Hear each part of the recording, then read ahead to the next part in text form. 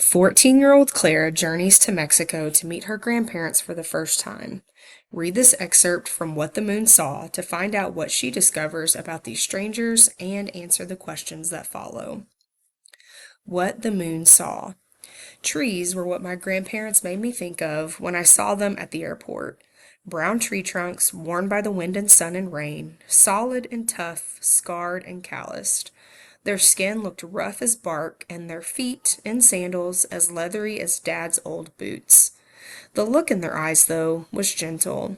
My grandmother's, Abuelita's, eyes were black, like shiny beans, and my grandfather's, Abuelo's, were like bits of wet sea glass, one brown and one green. I noticed, amazed.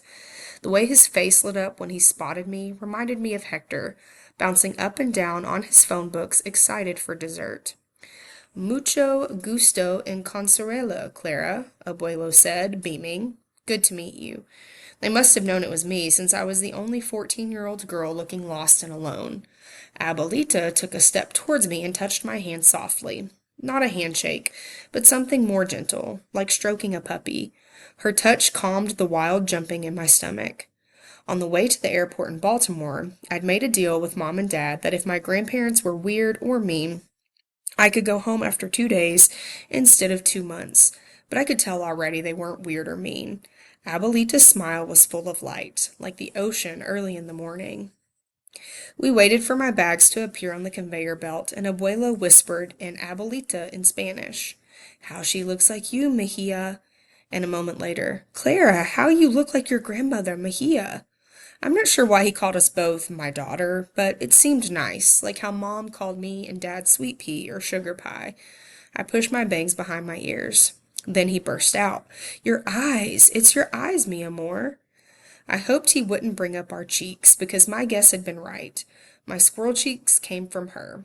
On my grandmother, the rosy round cheeks looked cheerful, but mine made people think I was still in elementary school.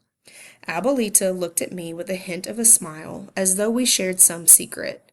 Meanwhile, Abuelo talked and talked about how good my Spanish was, how sorry he was he spoke no English, and how it was rainy season and he hoped I brought plenty of warm clothes. I hadn't. And how sorry he was that the only phone in their village had been out of service for 3 months. "So you had better call your parents now, Clara," he said. Why hadn't Dad warned me about the phone situation or about the rainy season? Maybe he thought I would have used them as excuses not to come. I would have. Outside in the sunshine, we stopped at a bright blue phone booth.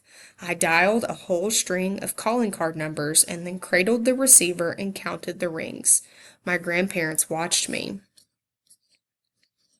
Abuelita's face calm and curious, and Abuelo's straining with anticipation, like a little kid in line for a roller coaster ride. After 6 rings, the voicemail came on, and I heard my voice, sounding young and far away. I mumbled a quick message in English. "Well, I'm here. I'm fine. They seem nice." A lump began to form in my throat. "It might be a while before I can find a phone again," I added, forcing my voice to stay steady. Then, even though I was a little mad they hadn't been waiting by the phone for my call, I added, "Love you." When I hung up, my grandparents looked crushed. "He didn't ask to talk to us?" Abuelo asked solemnly.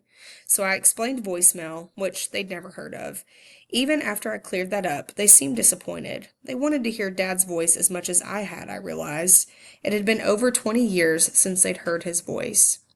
We carried my bags across the parking lot towards the bus stop by a palm tree.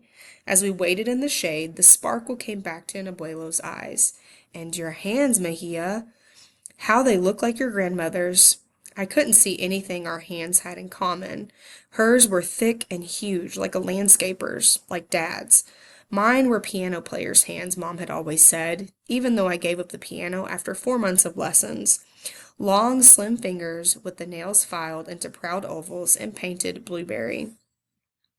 I caught a whiff of a nice smell, soil, campfires, leather. It came from Abuelo. Then I noticed the smell that clung to Abuelita. She didn't smell like perfume counters in department stores the way other grandmothers did. She smelled like chilies roasting, chocolate melting, and almonds toasting, and like herbs, the teas that Dad gave me when I was sick. I must have been smiling just thinking about it because Abuelo said, "And the same smiles." He dropped my bags and stood dramatically still, watching a grin spread over my face.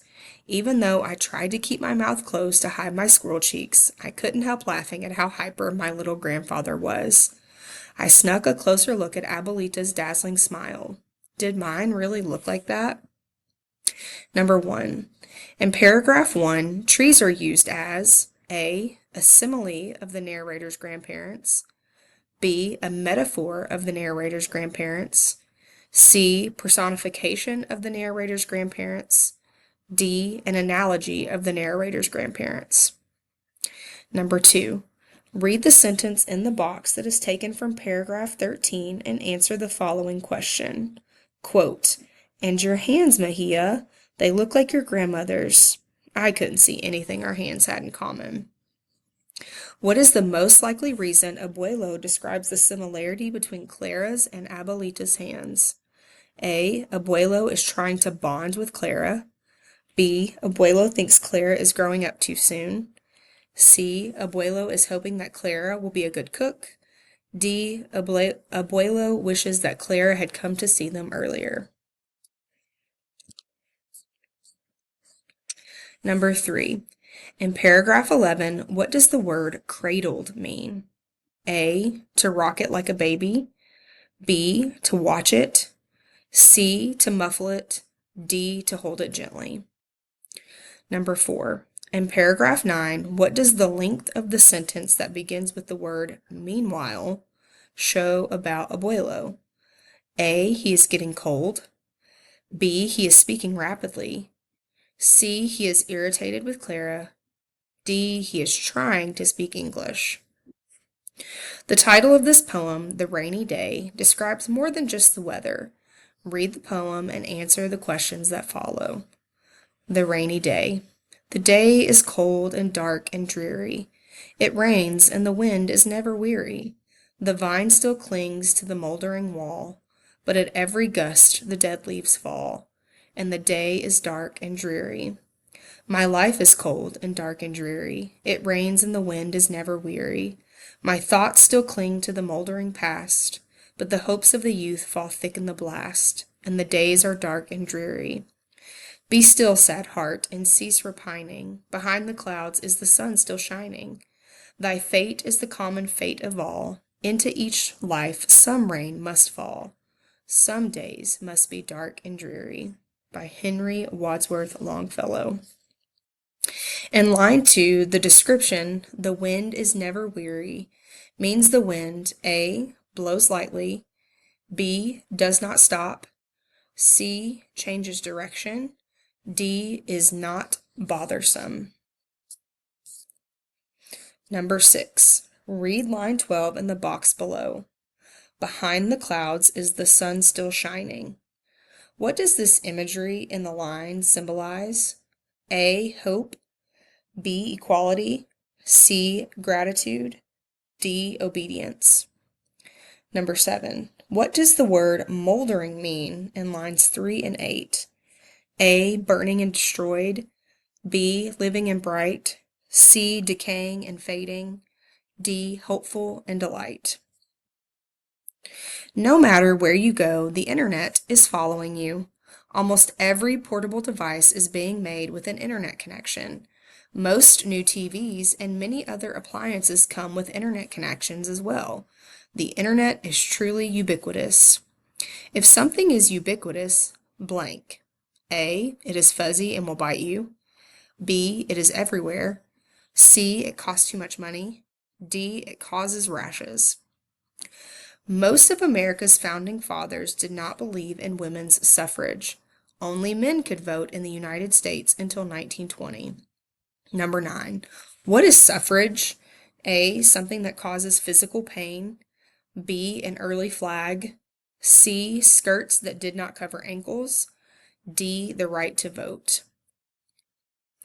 The United States has a vast amount of newly discovered clean geothermal, natural heat from the Earth's crust, energy. Tapping into the energy source could provide at least 10 times the energy that can be obtained from the nation's known coal reserves. Number 10.